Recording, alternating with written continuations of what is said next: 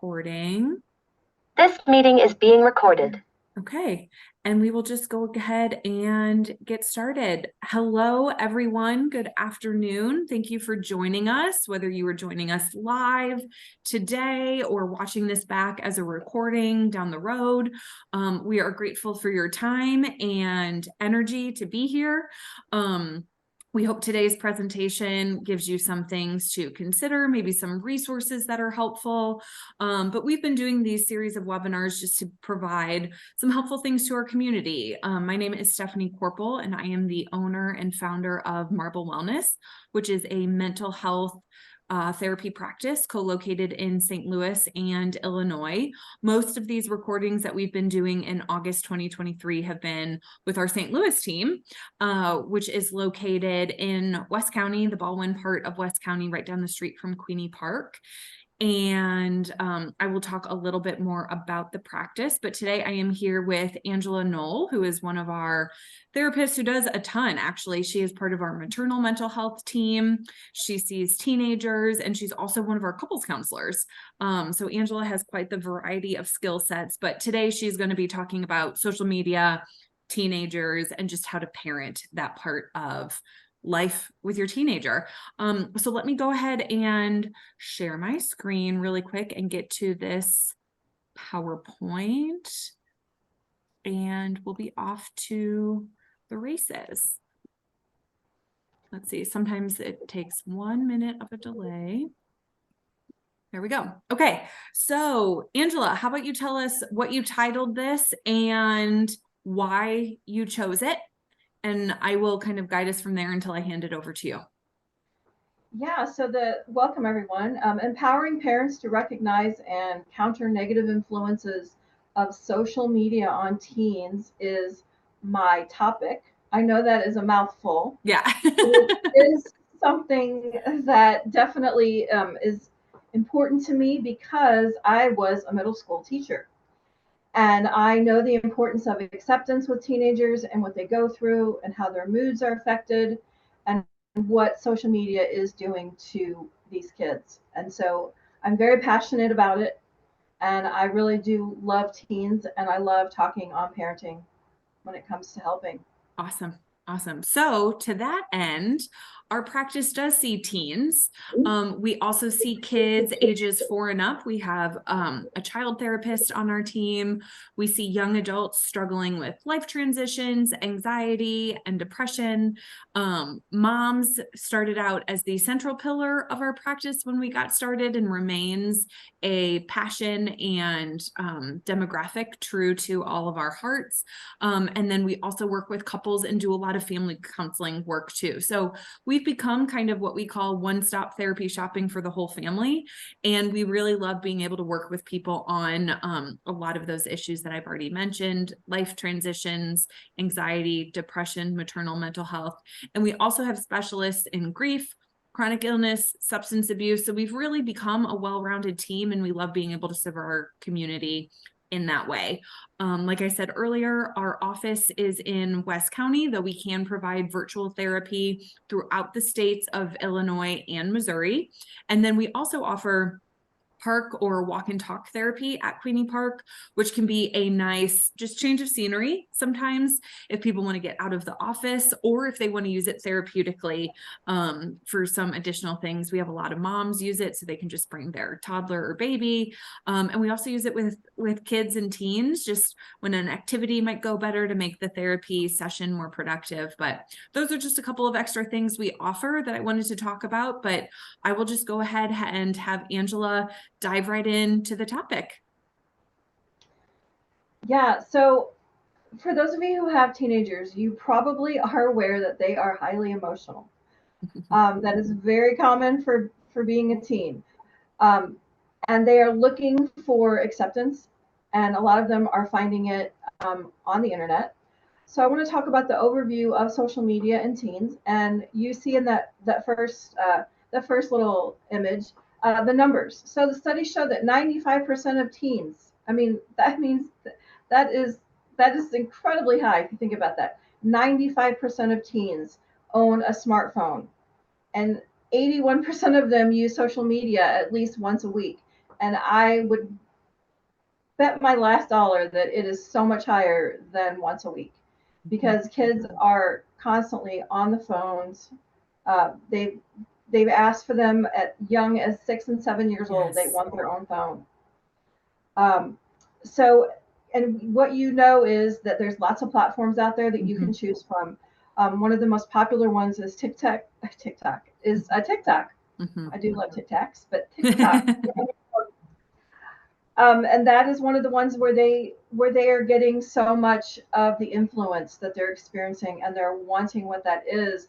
And the platforms, if you think about it, they're not real. They're not. You go back to, you think about like that one snapshot in a Facebook photo of a family, and the next second they're arguing and they're at odds. Yes. But at that moment of that photo, it looks like life is so perfect.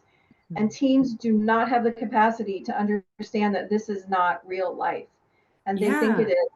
Well, I mean, adults struggle with that too, right? So many adults, you know, think, oh my gosh, those people are always on adventures and they're such a happy family.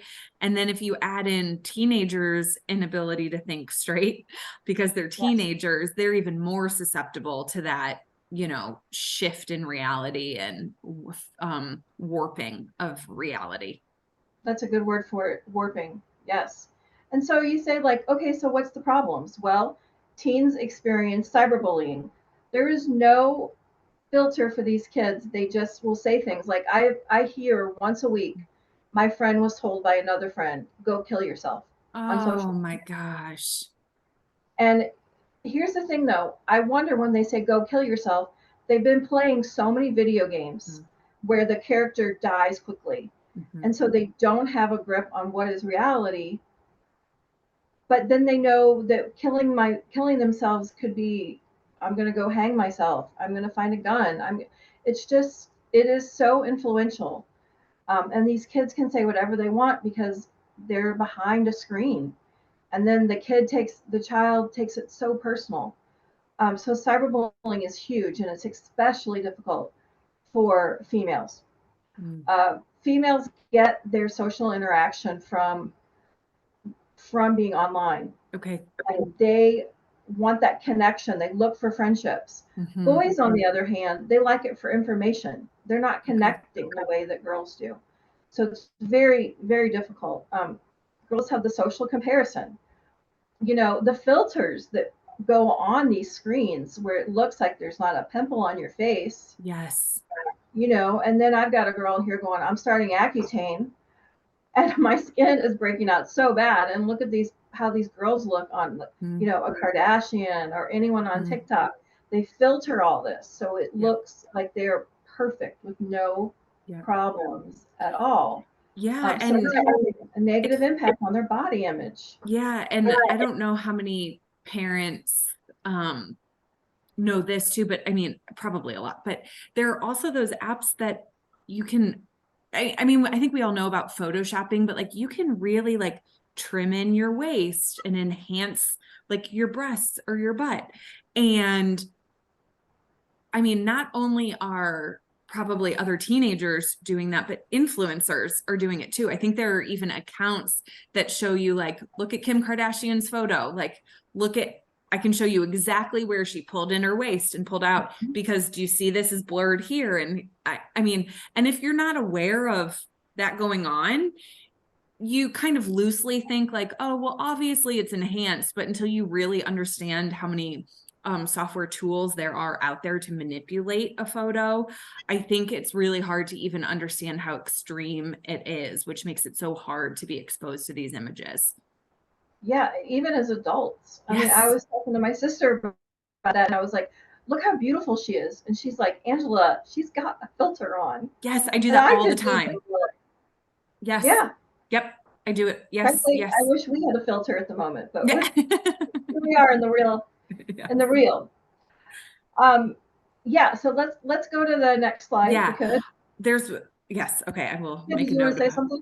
I will wait. I will wait because you probably are going to talk about it because this is your presentation. Okay. Sometimes this is a little slow to move, so just give me a minute. Sure. Patience. There we go. Okay, so these are the big things. The negative influences of social media on teens. I wanted to start with depression and anxiety. 1 in 3, let me say that again, 1 in 3 adolescents are dealing with depression and anxiety. Wow. Yes, and studies show a correlation between social media. Kids are isolating themselves. Mhm. They're in this bubble, Mhm. and they're thinking, I don't look like this. I don't sound like this. They're listening to a singer. Mhm. My life is not ideal like this. I've Yeah. got problems in my life. I've got homework I have to do. Mhm. And so there's so much negativity that they experience in their life. And now we throw in the perfection of what media is. Mhm. And so the depression is a huge part of it. And we will talk about one of the next slides coming up in a minute or so, how to look for the signs of Okay. depression in Great. kids. Great. Kids come in and they want, how can I stop this anxiety? Social anxiety. I was just helping someone yesterday about how do I meet a new person. Mm. This is a person that's like 20 years old and has grown up with social media, and so she does not know how to engage with a person in person for the very first time. Sure. So we did role playing Cool. and acted back and forth, like, well, what do I say? What's my question? Ask a question. Find an interest. Yep. And we just went back and forth because she had no skills. Mhm. And that's one of the things I love about psychotherapy is we can help do that and do the role playing in that. Mhm. But she has such high anxiety about meeting people. Sure. Yeah, which goes to, so I'll jump down to 3 and then back up to 2, which is Okay. the decrease to face-to-face interaction. And that's what she didn't have. She's not dealing in the real world. Her whole life has been having a phone in front of her face.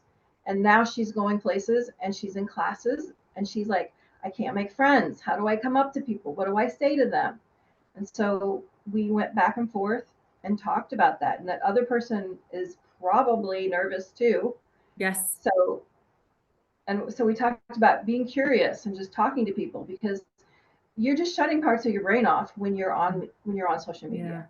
I even wonder if it's making people be tired out more easily by face-to-face interactions, right? Because you're not really building that stamina naturally over time, that like unless you're in school, you're not engaging with your peers face-to-face. And we all know that that can be, it can be an energy giver, but also an energy taker. So I also wonder if people then kind of continue to isolate more because they're like, that was just too tiring. I don't want to be this tired, but it's really more about lack of stamina than it being that draining. Yeah, and they criticize, oh, that was a really dumb question I asked. So you're right, they don't have the stamina to have a conversation. Yep. Because it's so one-sided in media. They're just watching it. Yep. Which leads into the sleep problems, because when you don't have stamina, you need sleep.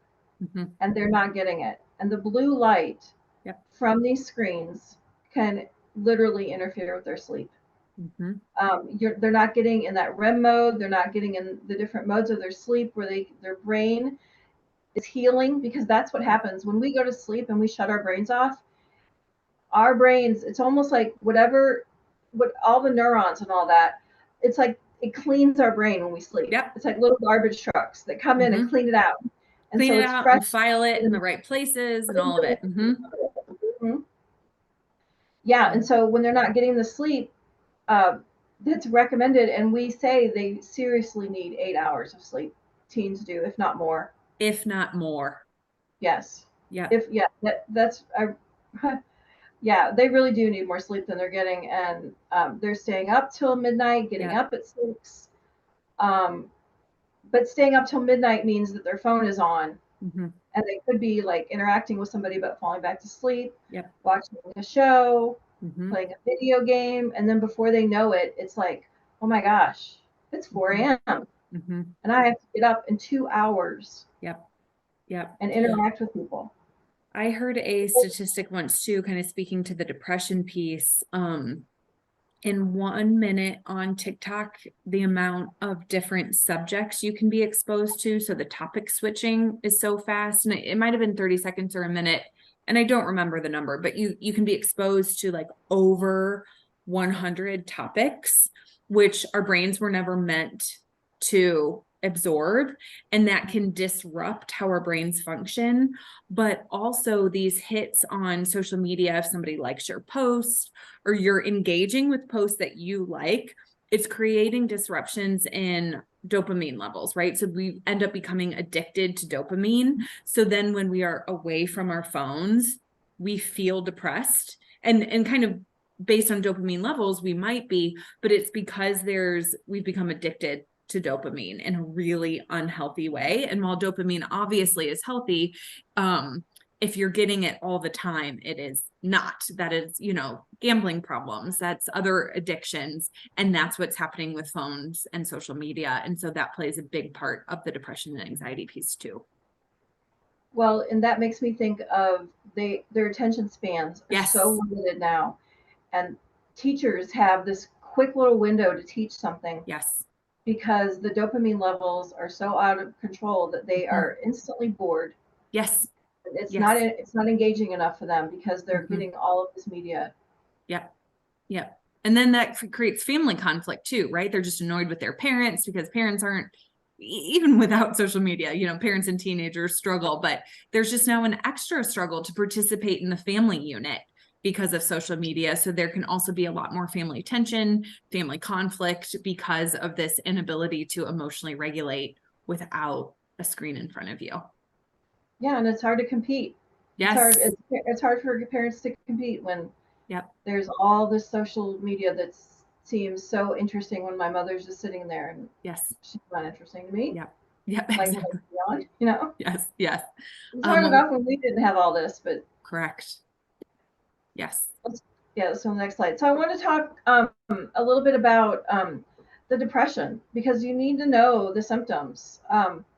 And let me say up front that, teens do when they're older, they will go to their room because they want that autonomy. Yes. They're trying to create a separate world from their parents because they're growing up, and that is so natural. So natural and so healthy, right? There's a level of healthy to the self-isolation. And I know it feels really weird as a parent to kind of let it flourish, but it is developmentally normal and an important part of the growing up piece is that self-individuation. Who am I separate from my parents? What is my personality? What are my interests? Yeah, that's so true. But if you think back to when you were kids, it's like you would go in your room and you'd just grab headphones, right? Yes. And you'd listen to a DVD or something. And so now they're just adding this eye stimulus to it. So we did it too. But when you are doing isolation and the kids are not wanting to come out of their room and they say, I don't want to do, I'm not going to do tennis anymore. I'm not going to do any of my social activities. I'm not going to hang out with certain friends. Then you really need to question them and talk to them in a curious way, not in a condemning way, but in a curious way, like, hey, what's going on? What's happening? I see you're in your room a lot, which is fine. But what about these activities that we used to do, and these sports that you used to love, and these hobbies that we did together? Just gently question them and try to find out what's going on. Sadness is another one. Do they say things like, I just feel like empty inside. I don't have any friends. Life life is just boring for me. I don't enjoy anything. When those comments are made, that's when you dig into the kid and say, hey, what's going on? Tell me more about that. And tell me more about that is a great thing to say instead of asking like why. Yes. As therapists, that's one of the things that we do is we say, tell me more. Yep. Yep. I think can also be a helpful place for a trusted additional adult to the family to be able to get in there, you know, because your teenager, as lovely as a relationship as you guys have, right? They just might not want to talk to you. But if they have a favorite aunt, or, you know, there's a fake aunt or uncle that, you know, has been a best friend of yours for a long time and your kiddo is familiar with them, this is where you can kind of enlist the service of a really trusted additional adult to, you know, hey, your mom said you've been a little sad lately, and maybe they can get an answer. And again, that doesn't mean you're a bad parent or your kiddo hates talking to you. Again, it's very much an indicator that they're in a developmentally normal spot if it's easier to talk to a different adult than you, and it doesn't mean you did anything wrong. And this is where it can actually be really helpful to allow them to have that relationship with another adult, so you can get those eyes on them and get that information from them. You know, you say that, Stephanie, and that's one of the things that when I was a teacher, I would have kids come to me at lunch and they wanted to set up times where they could talk to me. So a trusted teacher that you find. Yes. And that's what we as therapists become. We become that person, that confidant for them that they can talk to, and get out their feelings and emotions. They have such big feelings at that age, and they think they're the only ones that are experiencing it. They don't realize it's thousands and thousands of kids are also going through it. So it's really important to have an ally, like you said. Irritability, you know, that's part of being a teenager too. Especially if you're a female, because your hormones are just going crazy. Yep. With, you know, your period and all that happens along that way. So you would want to know, like, is she more irritable during this time or that time? And if it's not a time where she's entering her cycle, you would want to check that irritability and say, what's going on? What you're fighting a lot more with one of us or a friend, or just why are you so irritable? Yes. I think, yes, I'm so glad you brought up the cycle. I think it's so important for moms of teenage girls to really know their daughter's cycle, because it can help, right? And if you can say, like, oh my gosh, she's being so hard to deal with because she's about to start her period, that also, you know, we all know as adult women, when we realize, like, oh, I'm feeling like this because I'm PMS, you feel a little unburdened, not all the way, not until the period starts, but it's like, oh, it's not me, it's my period. And so that same relief can come as a mom when you're like, okay, it's the hormones talking to me right now. So I think that can be a really, really, really critical piece to getting through those teenage years. So I'm so glad you said that. Yeah. And, you know, it might seem uncomfortable at first, but knowing, like you said, knowing your daughter's cycle is crucial, because you just don't know what they're going through. And it could be, oh, this is it. Okay, well, I'm going to give her a pass. So moving on, academic structure. When they're struggling with this, how were their grades? Were they always a good student and now they're really struggling? Do they not care about their homework? Do they not care about the grades they're getting? Do they say they don't feel well and they're just missing a lot of school, so attendance is down? These are just things to really keep an eye on, so you know, is there something going on with my kiddo that's different? And that's what you're looking for. You're really looking for the differences, and if they're long-standing. And if asking there are questions. differences in their long-standing, yes. So not just like a bad test and then it's back to normal. So when it becomes like more a new consistent pattern, or it's happening more than normal.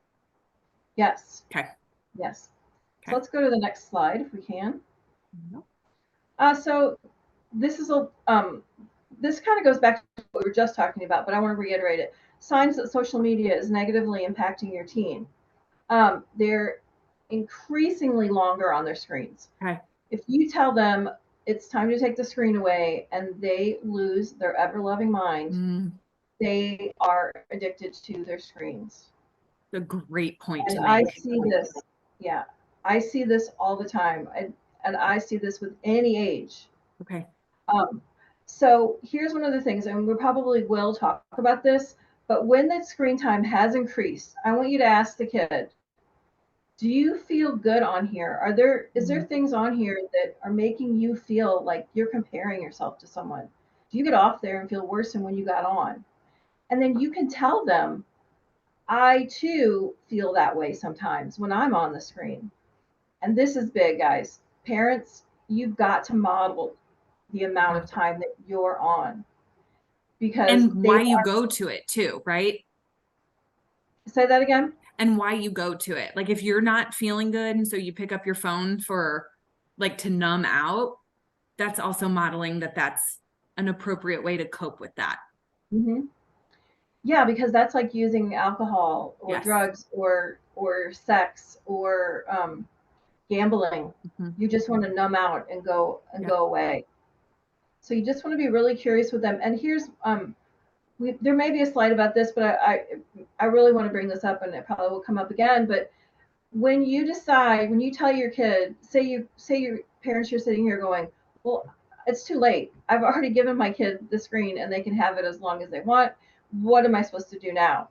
Well, I want you to go to them, and I want you to ask them, do you think it's too much that you're on when you could be doing other things that you like? Generally, they will say, you know what, you're right. And so now I want you to put it in the kids' hands. And I want you to say, what do you think would be an appropriate amount of time? And allow them to make guidelines so they feel like they are buying into the changes that need to be made with the screens. I love this.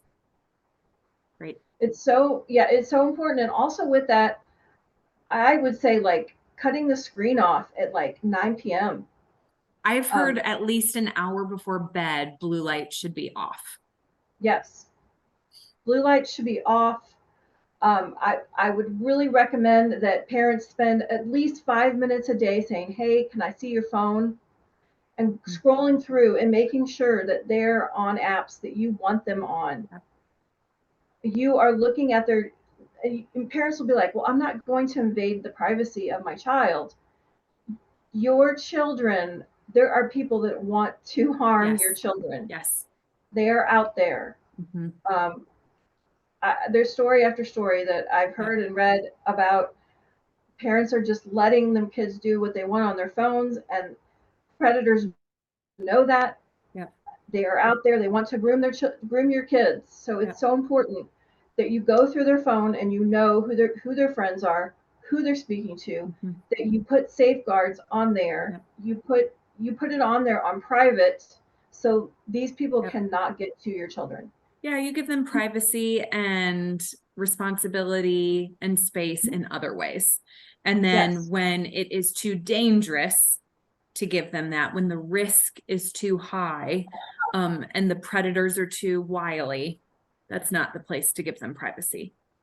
No, it's like opening your door at night and saying, we're not going to Mhm. lock our doors. Mhm. You know Exactly. that there's crime in your neighborhood. Yep.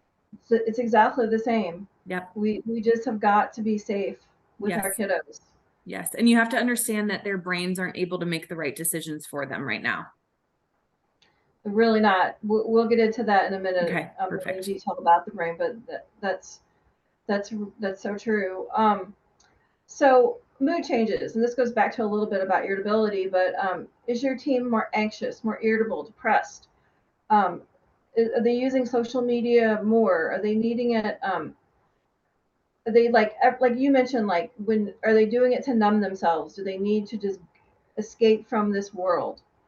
And when that happens, that's when they need to be out doing the fun things that they used to do, Mhm. because they need to be doing that physical activity. Um, yeah, I was going to go on a soapbox about something, but moving on. Okay, so changes in the sleep habit. Is your teen having trouble falling asleep? Do they seem fatigued during the day? I would ask them like, how was school today? What'd you learn in this class? And then find out like, are they sleeping in class? There's no, if you think that your child's not getting enough sleep, they're not getting enough sleep. Exactly. Yes. And if you want to send an email to a teacher and say, hey, is my son awake during class? That is not a violation of them. You can find out if they're paying attention. Mhm. Because they're not going to tell you that they're sleeping during class. Correct. But if they're not getting enough sleep, they're going to get it somewhere. They're Mhm. going to try to get it somewhere. Mhm. You Mhm. want them to be learning. Yep. That's why they're there. Yep. Right. Yeah, and there's just so many negative. We talked about it a little bit earlier about the negative effects. Mhm. of kids just being on it, and it's just Yep. Yeah. ah, I don't think that anyone should have their phone in their room when they sleep. You know, if anything, it should be in the bathroom, but you know, leaving it downstairs in the kitchen or den overnight, is I think healthy for adults and for sure for kids. You know, adults might be able to say, well, I need to leave it on in case my elderly mother calls me, or, you know, if you have a kid outside of the house in case, you know, my child that doesn't live in the house calls me overnight. But a kiddo doesn't need to be reached by anybody in the middle of the night. So they shouldn't be sleeping with their phone or a tablet or anything in their room overnight either. good point. Yeah. All right, our next Okay. slide. Let's see if it cooperates. I don't know why on sometimes it just so easily moves and then other times, there we go. Okay, so you're thinking, okay, so now what do I do? Well, Right. let's see how we can help. Set boundaries. All right, this is encouraging your Shoot, sorry. team. Sorry, to put limits on their social media, and this is like talking to them about it, taking breaks, um, finding a time for them to set their phones apart. Maybe you do it at the same time with your family. Like, okay, everybody's going to break this time. And with the setting of boundaries, I want you to be consistent. That is the number one word I could use for parenting anyway, is consistency. And, you know, I think it's different when you go on vacation and maybe you're on a flight and you need the phone. You need the interaction. But when they're at home, um, set the boundaries. So this is when everybody puts their phone downstairs. This is our charging dock system. It's all down there. Your phone will be there in the morning. Let's go to bed and get some good sleep and stick to those boundaries. I know some parents that will put timers on different apps and things so kids are off at those times. The kids will definitely get frustrated, but it's for the good of them. Encourage face-to-face interaction. Dinners, like eat together if you can, is so important. Go to your kids' sporting events and all sit together as a family at things. Just having fun, game night. Oh my gosh, game night. And Just the kids don't have to be happy doing this all of the time, right? Like it's okay if they're a little sulky at the dinner table, or, you know, that game night isn't like 2 hours of laughs, but it sounds like what you're saying is like, just provide that family time, provide not screen time. Don't demand a cranky teenager because of hormonal changes to be happy about it, but provide it and give them that outlet and watch some things change with patience. Yes, and parents, it is really important that we learn to be kind to our kids and to treat them like the adults, because you do have children, but they're becoming adults. That's what Right. you're making them into adults, and and we've talked about this before, you're modeling those things. So making sure of that. So let's see. Let's go. Modeling healthy habits. So you yourself, how much are you on your phone? Are you spending, whether it's like talking to other people, or are you watching your television shows or playing your games? Just modeling it for them so that they can see that and see that, well, I am a priority to my mom, and she's not connected to this phone. This one, seeking help, and that's us, the professionals. We're here, and we deal with this every day, and we can be a great ally to you and your child. Yes. Because when they hear it from us, it'll come across differently. It does. And again, that's just how they're wired. It's not your kid problem. It's not a you as a parent problem.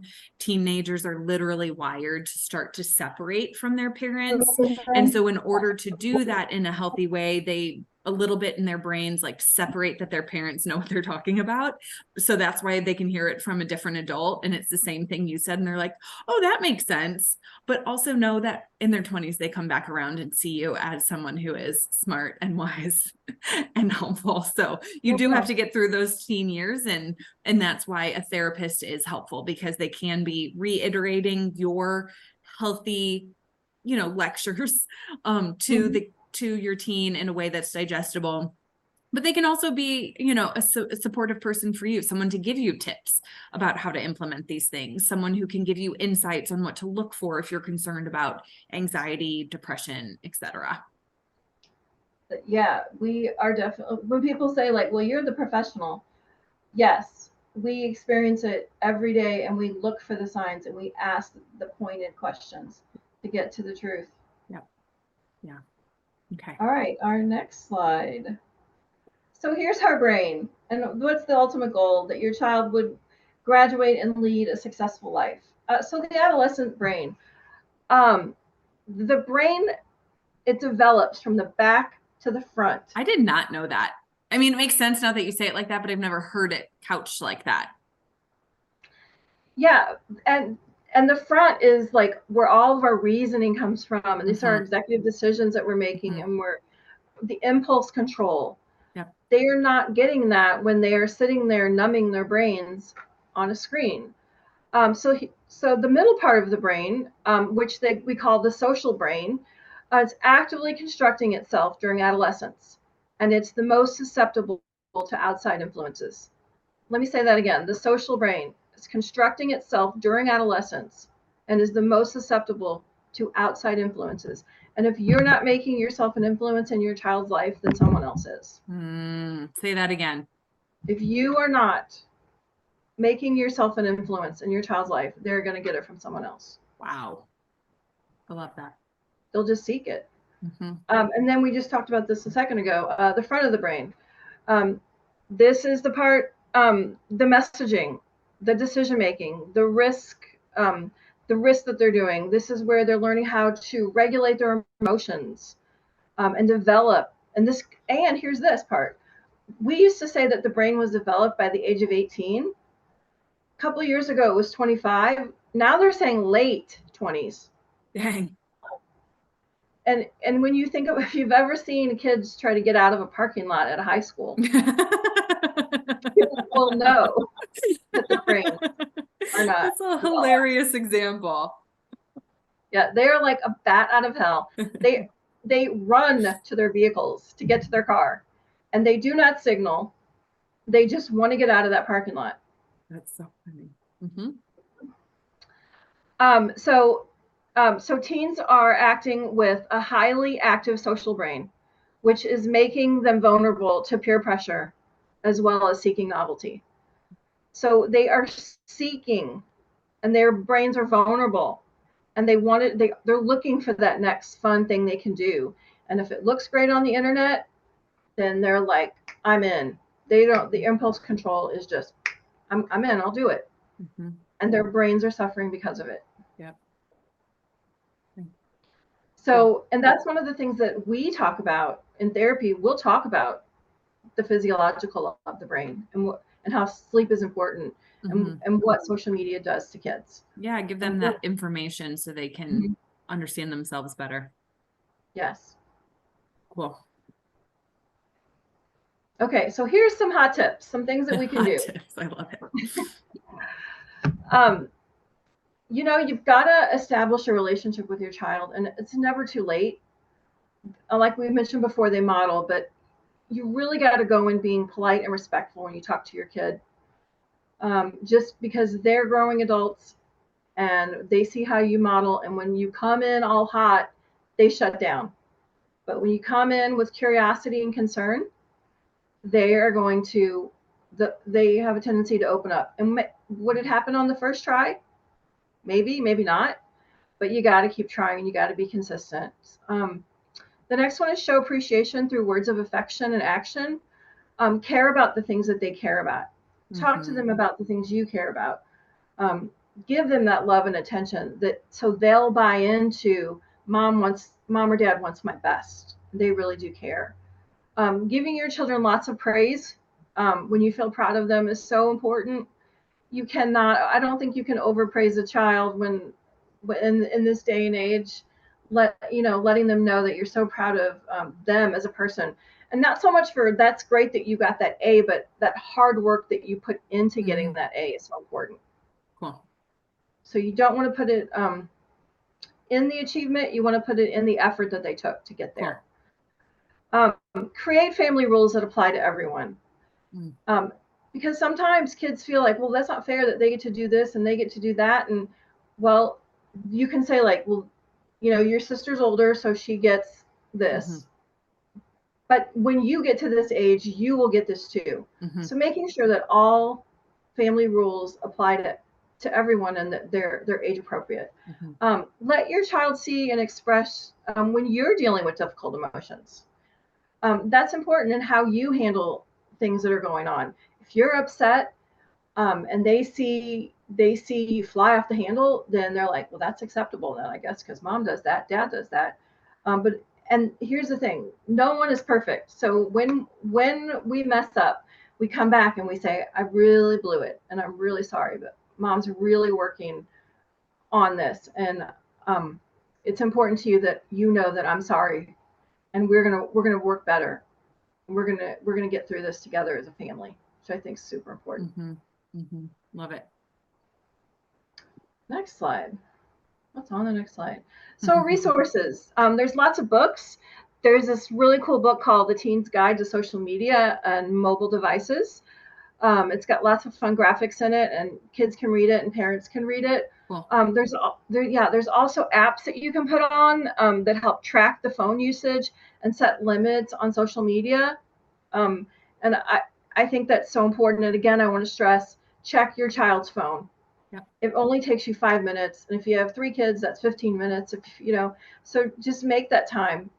And I think it's really important to notice that like even limits don't catch everything, right? So I think there are plenty of examples out there, YouTube videos, TikToks themselves, reels on Instagram, where, something on YouTube is marked as YouTube Kids and it still comes through and is absolutely in no way for kids. It's meant to get through the filter to groom kids and to expose kids to that information. Some really scary stuff. And TikTok kind of the same way. It can be really easy to get off the algorithm. And there are things showing kids how to self-harm. There are things showing kids how to sneak things past their parents. So it's out there. Like you said, like there are people figuring out how to get to your kids with the information that you were like, how is this getting through here? So it's really important to not trust just the apps and just a set limitation. You have to do exactly what Angela is saying, is like get actually on there, have them watch TikTok while you're sitting next to them to see what the algorithm is serving up. Because it's wild, some of the things that come up that you would just never want your kiddo exposed to. Yeah, and it's coming through like in cartoon form. Yes. So just because your kid is watching something and it looks kid friendly doesn't mean it's kid friendly. You need to listen to the content. Yeah, there's a really. Have you seen the Dove campaign about the girls that end up like developing really significant eating disorders from social media? It's really powerful. I definitely encourage parents. You've got to be a little emotionally ready for it, but it can show how quickly it can devolve. And it's because like teens just are not equipped to handle it. Even going back to things that are a little bit more innocuous, just that they're pretty images, maybe, or like fit or healthy images, how even damaging that can be, let alone some of these more dangerous things like how to take pills, how to sneak alcohol, how to get drugs, how to self-harm, and things like that. How to grow up. If you want to be a bulimic, there's all that stuff out there. Yep. All that stuff that you'll go for. So part of like getting support, getting a therapist is crucial. And you mentioned this. I mean, therapists, we go outside with our people, we walk around, we walk to the park. When we see you with your kids. We're getting to know them. We might be playing a game if they're a little younger, or we're just chatting, and they really want someone to talk to. Mm-hmm. And they will say to you, "Oh my gosh, that was so. Thank you for listening." And that flew by so fast. So we want to encourage you to check out getting a therapist when you think your child really could benefit from one, because they will benefit. Great point. Mm-hmm. Next Okay. slide. Yeah, so now if anybody in the audience has any questions, feel free to drop them in the chat and I will get those asked to Angela. Angela, as people are gathering their questions or thoughts, if they have any, is there anything else that you were thinking about as like, oh, I need to make sure to say this, or anything that you want to add before we wrap up? I just want to say that your kids are looking for acceptance. They'll look for it. They'll look for it anywhere they can get it. Mm-hmm. And so it's so important that you show your kid love. You tell them how much that you love them, you care for them, and you're doing these things for them. I think making connection with your child is one of the most important things that's gonna, so they'll become a list to what you have to say. So well said. And never give up and keep trying. Mm-hmm. Okay, great. Okay. Is that the end of our, there we go. And then if you want to reach out to us at all, you know, if you have questions when you finish this and things have percolated a little bit, or if you are watching the recording and have questions, feel free to reach out. We are here as a resource in the community and can hopefully, you know, get you connected to a support. Or if you want to reach out to us for therapy, we are certainly here. You can reach us by phone at 636-234-3052 or by email at hello@marblewellness.com. If you want to pop over to our website to explore our services, we have bios on all of our therapists. If you are interested in working with us, but want to learn a little bit more about who's on our team, we have bios and little videos from everyone. So our website is www.marblewellness.com. We are responsive. And so if we don't pick up the phone live, we get back to a phone call or an email within one business day, if not that same day during business hours. There will be a warm person on the other end of the phone to, like I said, answer any of your questions, do what we can as a resource in the community to help you. So thank you so much for being here with us today, and using your time for this or to watch it back. Angela, thank you so much. That was so interesting. And I thought you said so many things that really resonated and kind of hit in a way that like maybe hard but helpful, right? Something like your kids are looking for influence. If it's not going to be you, it's going to be somebody else. Like that's hard to hear, but really healthy to hear, I think, and can I think really orient parents to how to take up kind of the burden that can be having a teenager in today's social media world, or not the burden of a teenager, but the burden of social media on teenagers in today's world. So thank you for sharing your expertise, your energy, and it's always good to spend time with you. You too. Thank you, Stephanie. Okay.